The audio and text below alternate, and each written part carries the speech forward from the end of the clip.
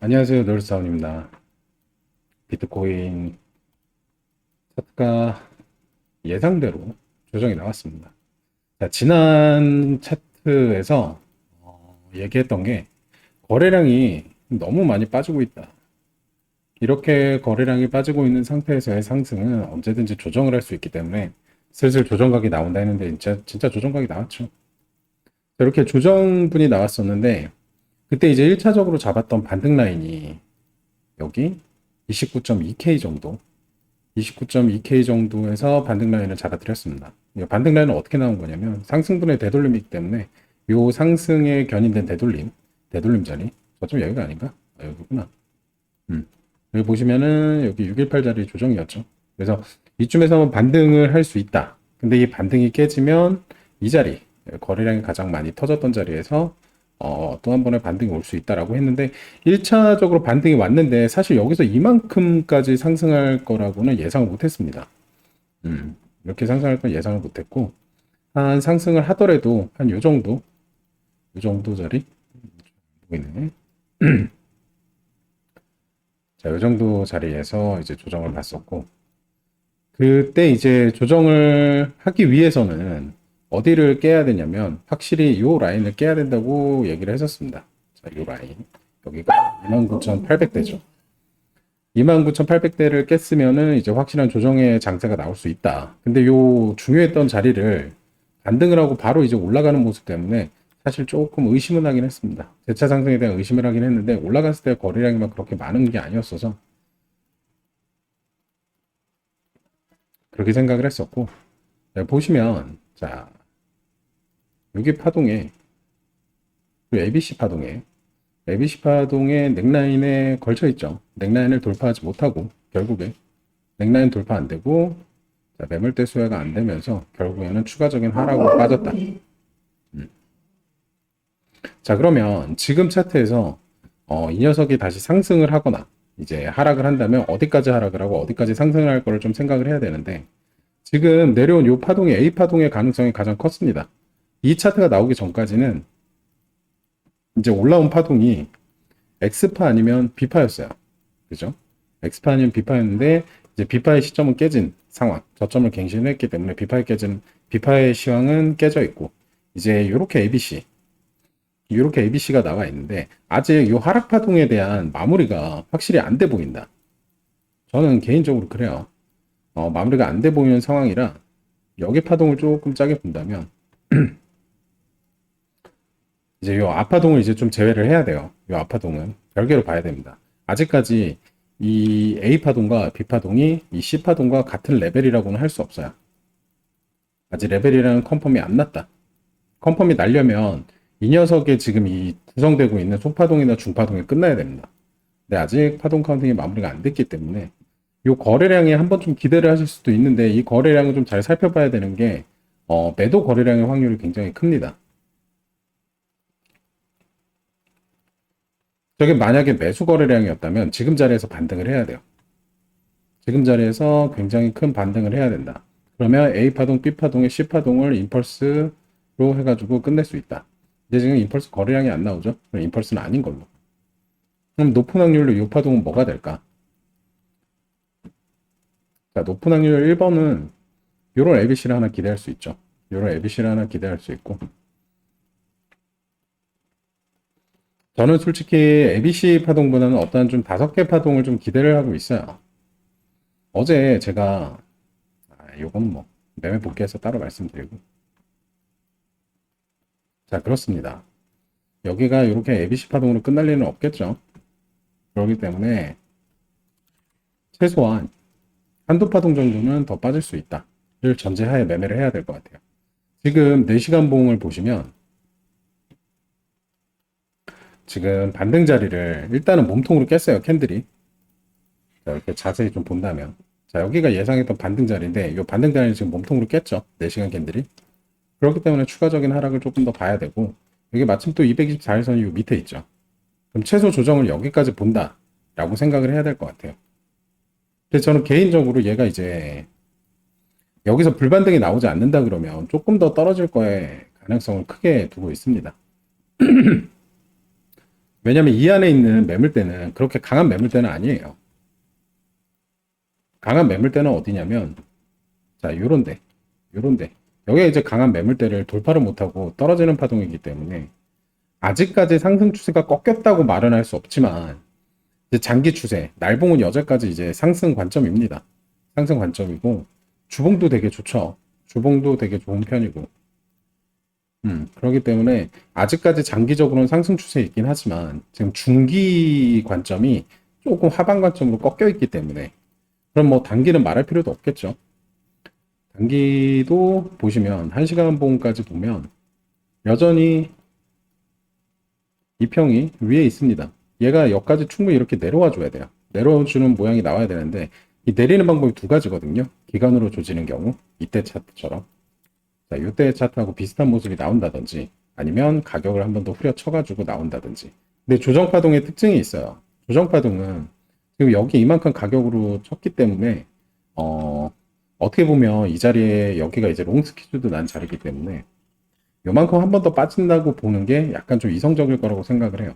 근데 빠지는 자리가 문제가 뭐냐면 어떠한 반등 라인에서 빠지면 괜찮지만 여기가 이제 요 짧은 상승을 시작한 자리거든요.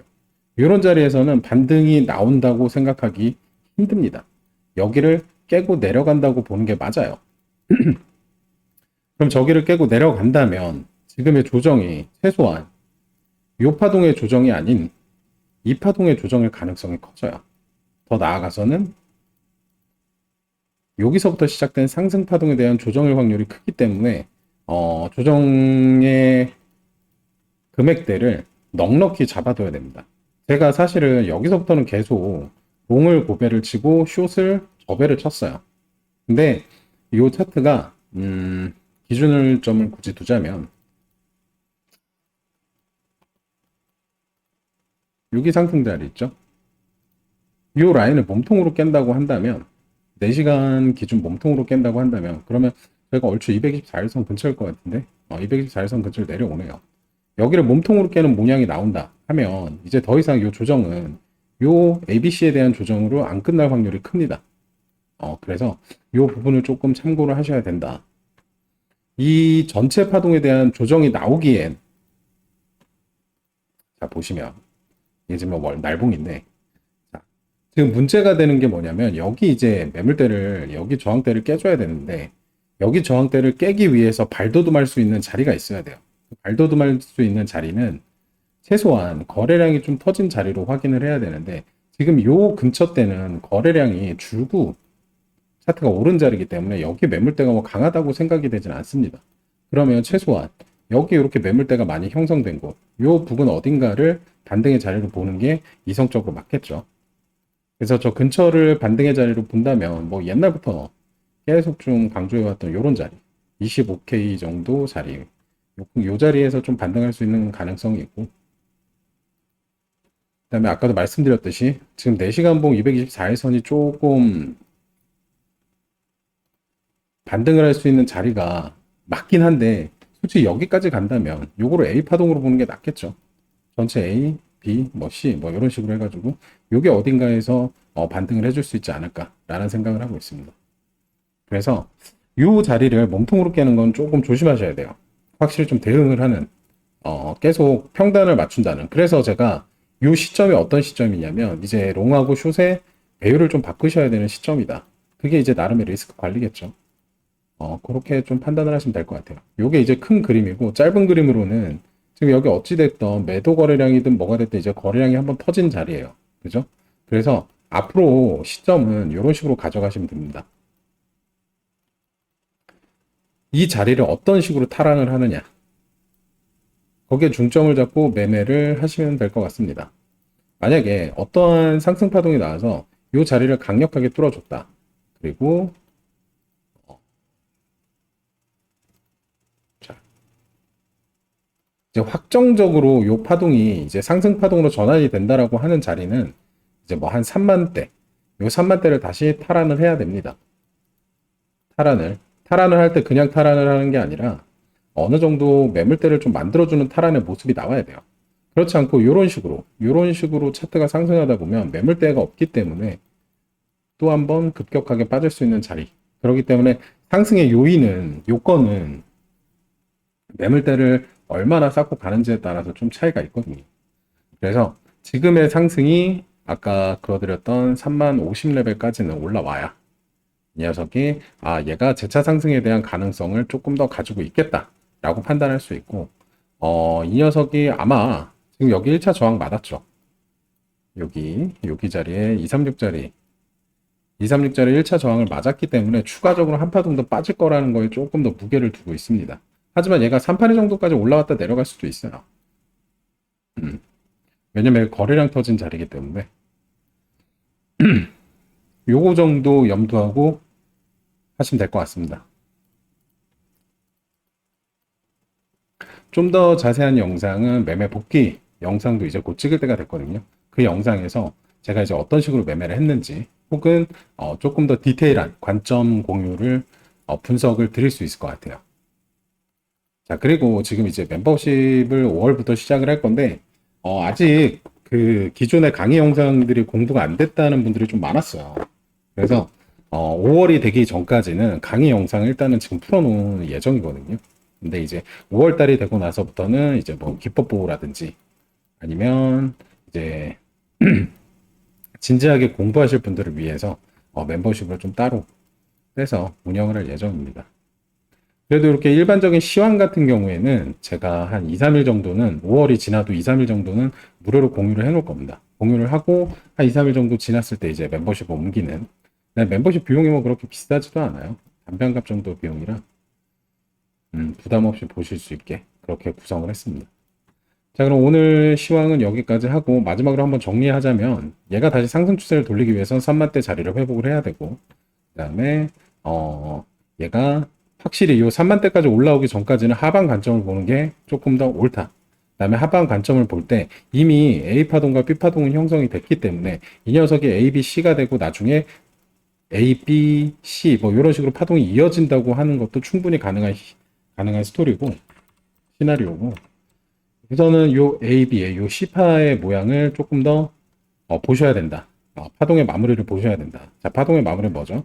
5개 파동이 좀 클리어하게 마무리가 됐다든지 아니면 지금 여기 터진 거래량을 한창 웃도는 거래량이 나와야 되는데 저게 지금 15분상으로 보니까 거래량이 저렇게 터진 것 같지. 요거 1시간, 4시간으로 보면 뭐 그냥 거의 뭐 피레친 거래량으로밖에 안 보이는 거래량이기 때문에 이 거래량이 주기적으로 이렇게 쭉 두꺼워져야 됩니다. 아직 두꺼워지려는 가능성은 없어 보이고요. 지금 여기가 이제 평균대 거래량이죠. 이 평균대 거래량 밑으로 또 내려오고, 그리고 오늘이 목요일인가요? 좀 있으면 또 주말로 들어가기 때문에 이 안에서 비비면서 굉장히 괴롭게 할 겁니다. 여기는 매물대가 없는 공간이기 때문에 차트의 진행이 빨랐는데 여기서부터는 이제 또 매물대가 좀 있는 구간, 강한 구간이 아니더라도 차트를 계속 멈추게 할 수 있는 구간이기 때문에 이런 구간에서 적응을 하셔서 포지션을 독단적으로 롱으로 생각하는 건 조금 위험한 상황이고, 이 차트가 여기까지 내려온다면 추가적인 하락을 보는 게 맞다. 이런 식으로 접근하시면 될 것 같습니다. 오늘 영상 여기까지 찍겠습니다.